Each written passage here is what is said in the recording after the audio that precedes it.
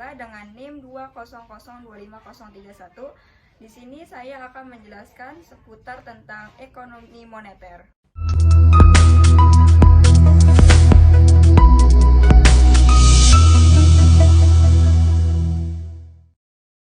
Nah, pada saat ini saya akan menyampaikan materi. Yang pertama itu kita akan memulai dari pengertian kebijakan moneter.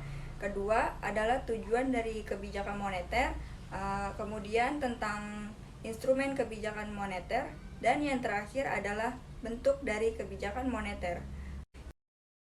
Yang dimaksud dengan ekonomi moneter adalah upaya mengendalikan atau mengarahkan perekonomian makro ke kondisi yang diinginkan dengan cara mengatur jumlah uang beredar di masyarakat. Kebijakan ini dilakukan oleh Indonesia sebagai bank sentral yang merupakan lembaga independen. Nah, selanjutnya tujuan kebijakan moneter. Kenapa sih ada kebijakan moneter? Lalu kenapa jumlah uang beredar itu perlu diatur? Nah, ternyata itu ada tujuannya loh.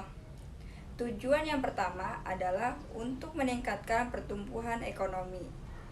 Dengan mengatur peredaran uang, bank sentral akan mempengaruhi tingkat suku bunga di pasar uang, kemudian dari situ investasi akan meningkat dan bisa meningkatkan pertumbuhan ekonomi.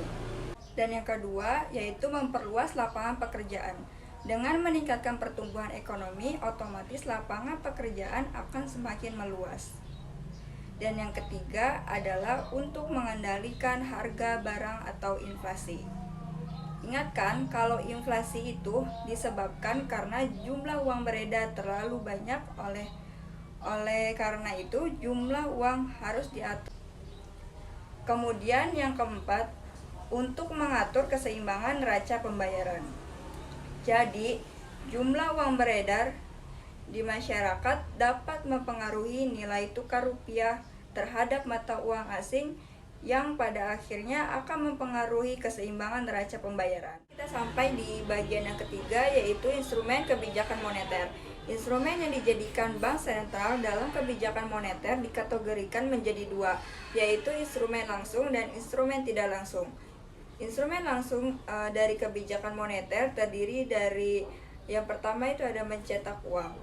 Di sini Bank Indonesia bisa menambah peredaran uang dengan mencetak uang baru, kemudian mengedarkannya ke masyarakat. Dan yang kedua, mendorong moral atau moral sosial, yaitu himbauan dari Bank Indonesia kepada bank umum melalui beberapa cara, yaitu pengumuman, surat edaran, dan pidato bank-bank umum. Sedangkan instrumen kebijakan moneter secara tidak langsung terdiri dari yang pertama, operasi pasar terbuka, yaitu dengan melakukan kegiatan jual beli surat berharga. Yang kedua, tingkat bunga diskonto, yaitu tingkat bunga yang ditingkatkan oleh bank sentral kepada bank umum ketika bank umum melakukan pinjaman uang kepada bank sentral.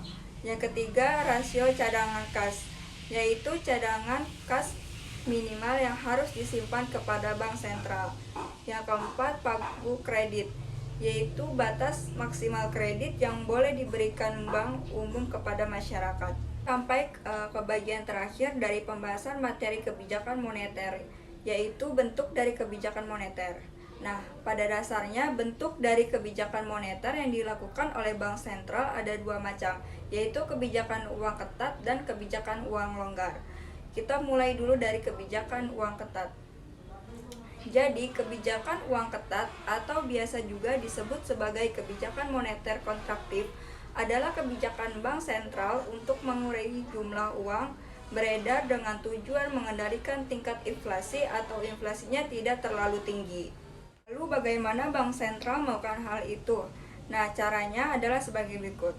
Yang pertama itu menaikkan suku bunga diskonto bila tingkat diskonto dinaikkan yang diikuti naiknya tingkat suku bunga di pasar masyarakat.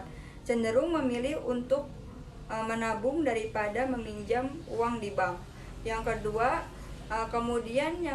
menjual surat berharga.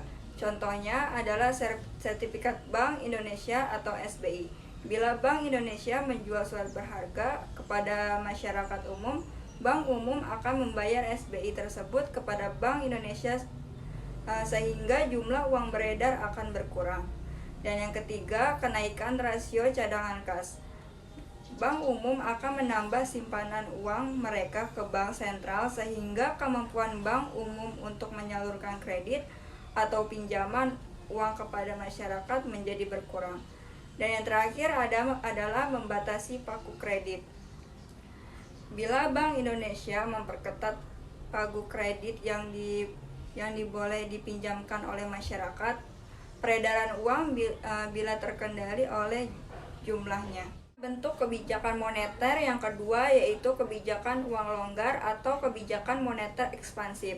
Jadi kebijakan uang longgar adalah kebijakan bank sentral untuk menambah jumlah uang beredar dengan tujuan meningkatkan pertumbuhan ekonomi dan memperkuat kesempatan kerja. Perlu diingat bahwa kebijakan uang longgar berkebalikan dengan kebijakan uang ketat. Kebijakan uang longgar dapat dilakukan dengan yang pertama itu menurunkan tingkat bunga diskonto, yang kedua menurunkan rasio cadangan kas, dan yang ketiga membeli surat berharga. Kemudian yang terakhir yaitu melonggarkan pagu kredit.